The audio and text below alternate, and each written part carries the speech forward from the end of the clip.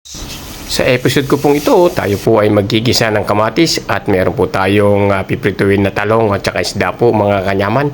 Ayan, na-prepare na po natin yung bawang, sibuyas, kamatis at nilagyan ko po ng konting sili po mga kanyaman. Pritong isda. Yan na po, gigisa na po natin yung bawang sibuyas natin at yung kamatis po natin. Yan. At lalagyan po natin ng kasunod na pates. Ayan, hanggang sa magganyan po yung lalagay na po natin yung binating itlog ni Mang Kanor, mga kanyaman.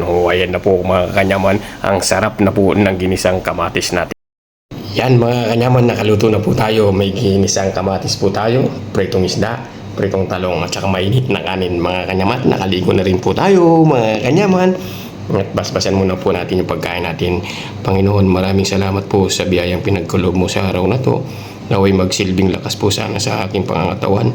At ito po ay naalay po namin sa pangalan po ninyo. In Jesus' name, Amen. Yan mga kanyaman, tikman po natin yung isda natin mga kanyaman ha. Mura lang po kasi yung isda rito mga kanyaman. Ayan. Tapos yung ginisang kamatis natin, mura lang din po yung kamatis dito. Ayan no. Subong kanyaman po tayo.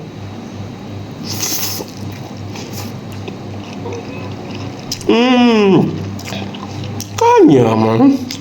Sarap. Kanyaman. Perfect.